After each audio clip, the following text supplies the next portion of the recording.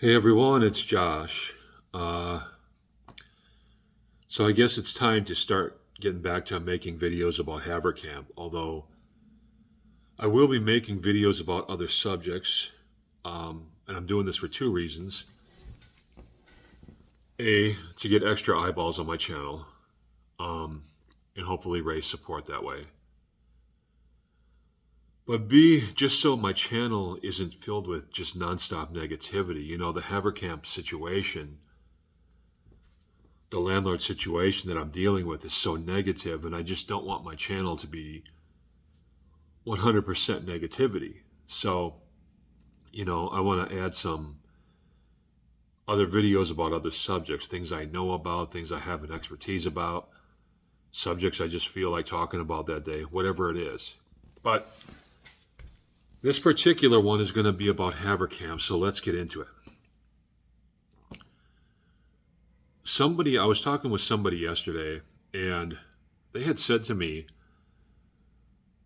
I think the reason Havercamp is harassing you and Brooke Farmer is harassing you and everything is because you're paying lower rent than everybody else in here or most people in here. And they're trying to push you out so that they can get someone else in here to pay more rent. Now, it is true that I'm paying less rent than most people in here. Havercamp tends to fluctuate their rent prices by a given year. Some years they'll charge $900 a month for rent. In other years they'll charge $600. It's just a matter of what year you sign your lease, and then you're locked into that rate for like the next year. And if you sign leases early, like this upcoming lease that starts for me on August 1st, I signed it like 8 months ago, I'm locked into a lower rate. So it is true that I'm paying less rent than most other people on this particular property, which is West Town. Now, could it be possible that Havercamp has been messing with me for the last year, trying to get me to move out for financial reasons? It would be illegal if they were doing that, but is that what they're up to? It would be the question. And to be honest from me to you guys, I actually doubt this. I doubt this. I strongly doubt this because for a few reasons. First of all, I'm not the only person paying the lower rent here, right? There's other people who are locked into lower rates here. And to my knowledge, they're not being messed with like I am. So I don't think it's a financially motivated thing for Havercamp to be. I don't think that their harassment of me is financially motivated. I really do think that this is a personal issue that Brooke Farmer, the assistant manager, has with me. Now, could somebody be encouraging Brooke to mess with me a little more than the other tenants? Absolutely. And to some extent, they probably are, but I really do feel like this is a personal thing with Brooke that she has against me. It's hard to explain why. You just have to be here, but I'm here and I'm dealing with this on a daily basis. So I can see things that you guys can't. Let's put it that way. Now, as far as like I said, there's not too many other people paying my lower rent, and nobody else is getting messed with that I know of that's paying lower rent.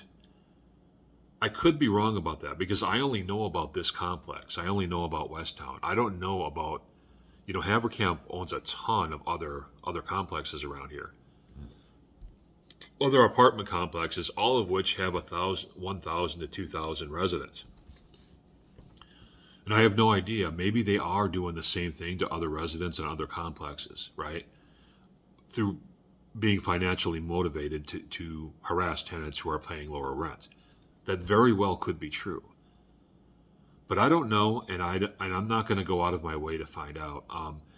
I feel like even if this was a financially motivated situation that I'm going through here, I feel like it would be very hard to prove in court, right? Because of the way Havercamp structures how they offer leases and how the rents are so different every single year and everything like that. Um, come to think of it, I think they do that on purpose to shield themselves from being accused of people paying less rent, of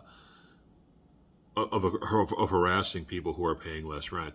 But still, because of the way they have this structured, it would be very difficult to prove this in court, and I would have to go to all these other apartment complexes and talk to people, and I'm not going to do that. I don't need to prove a particular motive anyway. I don't need to prove a particular motive anyway. All I have to do is prove I'm being targeted.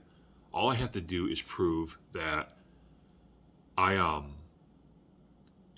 is treating me in a way, and Haverkamp landlords are targeting me in a way that they are not targeting others around here. All I have to do is prove I'm being essentially singled out for enforcement of certain rules, for... Sorry, I had to turn my air conditioner off. Otherwise, it would have messed with the sound. I forgot to turn it off before I recorded this video. But all I have to do is prove that I'm being targeted, and I already have that proof.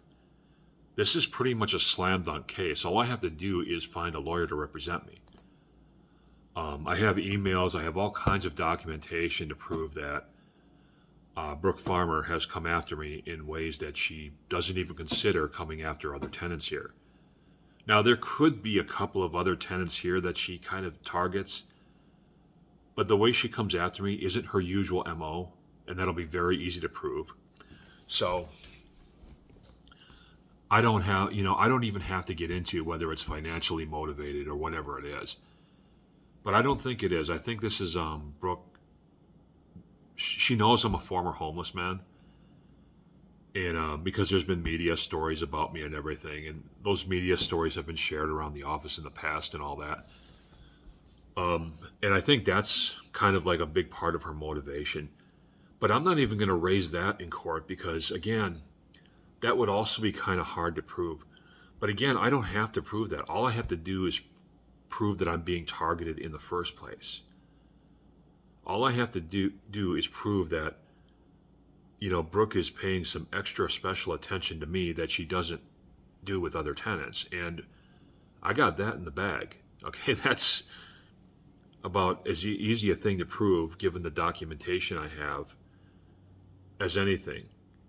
So whether or not it's financially motivated or whether or not their harassment of me is even motivated by my past as a former well-known homeless person almost doesn't matter. It doesn't even really matter what's motivating them.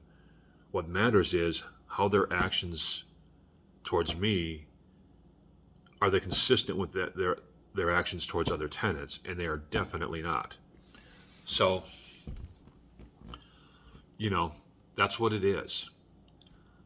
Now, if it turns out that this was financially motivated, this whole the way that Brooke has been harassing me for the last year, this would mean that this is none of Brooke's doing. This would mean that Brooke is being forced to come after me by upper management, and she never really wanted to come after me herself. She was just following orders.